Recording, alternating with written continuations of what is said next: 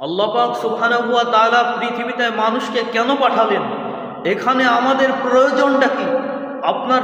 আপনার কি ভেবে দেখার প্রয়োজন নয়? আল্লাহ পাক কেন পাঠিয়েছেন এটা আপনি তো একবারও ভেবেও দেখেন না, ভেবে দেখার প্রয়োজনও মনে করেন না। আল্লাহ পাক সুবহানাহু ওয়া তাআলা আমাদেরকে এই পৃথিবীতে কেন পাঠালেন? এর উদ্দেশ্য কি? আল্লাহ কি বিনা উদ্দেশ্যে আমাদের এই পৃথিবীতে পাঠিয়েছেন? অবশ্যই এর পিছনে একটা উদ্দেশ্য আছে। আমাদের জানা উচিত কেন আল্লাহ সুবহানাহু ওয়া তাআলা আমাদেরকে এই পৃথিবীতে পাঠিয়েছেন। চলুন আমরা জেনে আসি। আর আল্লাহ পাক আমাদেরকে কেন পাঠালেন, আর আমরা কি করছি পৃথিবীতে, আমরা কেন কির পিছনে পড়ে আসি, আল্লাহ পাক সুবহানাহু ওয়া তাআলা কি করতে বলেছেন, এখানে আমাদের প্রয়োজনটা কি? আল্লাহ সুবহানাহু ওয়া তাআলা পবিত্র কোরআনুল কারীমে ঘোষণা দিয়েছেন সূরা জারিয়াত 56 নম্বর আয়াত, ওয়ামা খলাকতুল জিন্না ওয়াল ইনসা ইল্লা লিয়াবুদুন, আমি মানুষ ও জিন জাতিকে কেবলমাত্র একমাত্র আমার গোলামি করার জন্য সৃষ্টি করেছি। আল্লাহ পাক সুবহানাহু ওয়া তাআলা সূরা মুলকের 2 নম্বর আয়াতে বলেছেন, আল্লাযী খলাকাল মাউতা ওয়াল হায়াতা লিয়াবলুয়াকুম আইয়ুকুম আহসানু আমালা, আল্লাহ পাক মৃত্যু এবং জীবন সৃষ্টি করেছেন পরীক্ষা করার জন্য, কে তোমরা ভালো কাজ করে আমার কাছে আসতে পারো। তাহলে আল্লাহ পাক মৃত্যু এবং জীবনকে সৃষ্টি করেছেন পরীক্ষা করার জন্য, কে ভালো কাজ করে তোমরা আসতে পারো। আল্লাহ সুবহানাহু ওয়া তাআলা সূরা আনকাবুত 2 নম্বর আয়াতে উল্লেখ করেছেন যে মানুষ কি মনে করে আমরা ঈমান এনেছি, আমরা মুমিন, আমরা তোমাকে বিশ্বাস করেছি, আমরা আল্লাহর প্রতি ঈমান এনেছি, আমরা পরকালের প্রতি ঈমান এনেছি, এটা বললেই তাদের ছেড়ে দেওয়া হবে, এখানেই পরীক্ষা শেষ। মানুষ কি তাই মনে করে? অবশ্যই আল্লাহ বলছে আমি মানুষকে পরীক্ষা করব, কে ভালো কাজ করে আসতে পারে।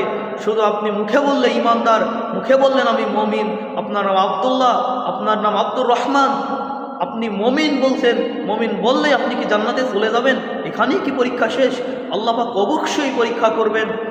সম্মানিত উপস্থিতি, অতএব আপনার ভেবে দেখার প্রয়োজন আল্লাহ পাক সুবহানাহু ওয়া তাআলা কেন আপনাকে পৃথিবীতে পাঠিয়েছেন, এখানে আমাদের উদ্দেশ্যটা কি, আপনার প্রয়োজনটা কি? আপনাকে বিনা উদ্দেশ্যে আল্লাহ পাঠিয়েছেন, আপনি তো একবার ভেবে দেখলেন না জীবনে, শুধুমাত্র আপনি দুনিয়ার পিছনে পড়ে আছেন, দুনিয়াকে নিয়ে ব্যস্ত, অথচ আপনার ভেবে দেখার প্রয়োজন আল্লাহ পাক কেন পাঠিয়েছেন পৃথিবীতে, এখানে আমাদের উদ্দেশ্যটা কি? তাহলে আল্লাহ পাক এখানে আমাদের পরীক্ষা করার জন্য পাঠিয়েছেন, কে তোমাদের মধ্যে ভালো কাজ করে আসতে পারে। সম্মানিত উপস্থিতি, মুসল্লিবৃন্দ, অতএব আমরা এই দুনিয়াকে নিয়ে শুধু পড়ে আসি, এই দুনিয়া কিভাবে আমরা ভালো খাবো, কিভাবে আমরা ভালো থাকবো, এটা নিয়ে আমরা ব্যস্ত। কিন্তু এই দুনিয়া কিন্তু চিরস্থায়ী নয়। আল্লাহ পাক সুবহানাহু ওয়া তাআলা বলেছেন, বাল তুসিরুনাল হায়াতাদ দুনিয়া ওয়াল আখিরাতু খায়রু ওয়া আবকা, তোমরা দুনিয়ার জীবনকে অগ্রাধিকার দিয়ে থাকো, কিন্তু দুনিয়া হচ্ছে ক্ষণস্থায়ী, পরকাল হচ্ছে চিরস্থায়ী। অথচ আমাদেরকে পরকালকে বেশি অগ্রাধিকার দেওয়া উচিত। আমাদের টার্গেট হচ্ছে পরকালে কিভাবে আমরা ভালো থাকবো, কিভাবে আমরা পরকালীন জীবনে, পরকালীন চিরস্থায়ী জীবনে সেখানে আমরা কিভাবে ভালো থাকবো, কিভাবে আমরা আল্লাহ পাক আমরা ভালো থাকবো, কিভাবে আল্লাহ আমাদের ভালো রাখবেন, কি করলে আমাদের ভালো রাখবেন, আমাদের একটু ভেবে দেখার প্রয়োজন, ভেবে দেখা উচিত আল্লাহ পাক আমাদের কেন পাঠালেন পৃথিবীতে। শুধু আমরা এই দুনিয়াকে নিয়ে পড়ে থাকবো কেন, এই দুনিয়ার পিছনে আমাদের উদ্দেশ্যটা কি? অথচ আমাদের পরকালকে নিয়ে একটু চিন্তা করা উচিত, পরকালকে নিয়ে একটু ভাবা উচিত। এই দুনিয়ার মূল্য কিছু নেই, এই দুনিয়া একেবারে ধোঁকার সম্পদ। আল্লাহ সুবহানাহু ওয়া তাআলা পবিত্র কোরআনুল কারীমে তাই বলেছেন, এই দুনিয়া হচ্ছে ক্ষণস্থায়ী, পরকাল চিরস্থায়ী। এই দুনিয়া চিরস্থায়ী নয়, পরকাল চিরস্থায়ী, পরকাল উত্তম, এই দুনিয়া উত্তম নয়। অথচ আমরা দুনিয়াকে নিয়ে ব্যস্ত হয়ে আছি। সম্মানিত উপস্থিত, আমাদের একটু জীবনটা পরিবর্তন করা উচিত, আমাদের একটু পরকালমুখী হওয়া উচিত, আমাদের একটু পরকালকে নিয়ে ভাবা উচিত। আমরা কেন দুনিয়াকে নিয়ে পড়ে আসি?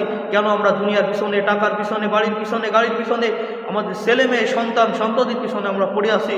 কেন পড়ে আসি? শুধু আমরা পরকালকে ভুলে গেছি কেন? কেন আমরা পরকালকে ভুলে গেছি একেবারে? একটু আপনি ভেবে দেখুন, ভেবে দেখুন এই মুহূর্তে, আজকে, এখন থেকে আপনি ভেবে দেখুন আল্লাহ কেন আপনাকে দুনিয়ায় পাঠিয়েছেন।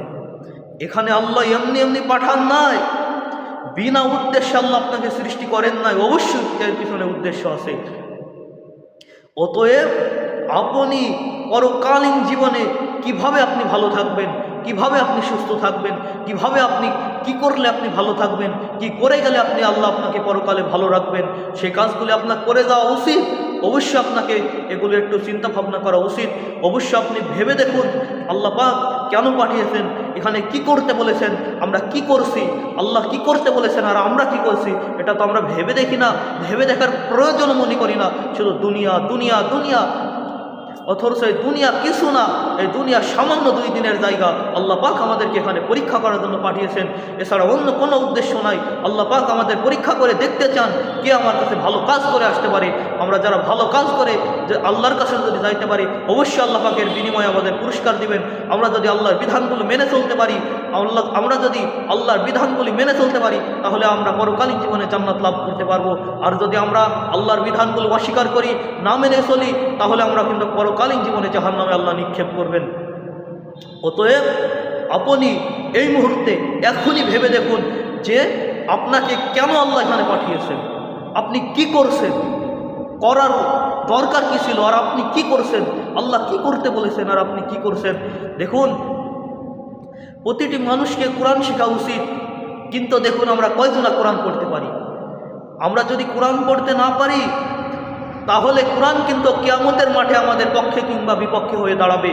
যদি কিয়ামতের মাঠে যদি কোরআন আমাদের বিপক্ষে সাক্ষী দেয়, তাহলে আমাদের জাহান্নাম থেকে রক্ষা করার কোনো সুযোগ নাই। আল্লাহ সুবহানাহু ওয়া তাআলা বলেছেন, ইয়া আইয়ুহাল্লাযীনা আমানুত্তাকুল্লাহা হাক্কা তুকাতিহি ওয়া লা তামুতুন্না ইল্লা ওয়া আনতুম মুসলিমুন। হে ঈমানদারগণ, তোমরা আল্লাহকে ভয় করো, যথাযথ ভয় করো, যেমন ভয় করা উচিত, যেমন ভয় করা উচিত যথাযথভাবে আল্লাহকে ভয় করো, আর প্রকৃত মুমিন হয়ে মুসলিম না হয়ে মৃত্যুবরণ করো না। দেখুন, আপনাকে আল্লাহ বলেছেন যে তোমরা প্রকৃত মুসলিম না হয়ে মৃত্যুবরণ করো না, কিন্তু আপনি আজ পর্যন্ত তাই জানলেন না যে মুসলিম কাকে বলে, মুমিন কাকে বলে, এটাই আপনি আজ পর্যন্ত জানলেন না। শুধু আপনি দুনিয়ার পিছনে পড়ে আছেন। অতএব আপনি একটু ফিরে আসুন, ভেবে দেখুন আল্লাহ আপনাকে কেন সৃষ্টি করেছেন।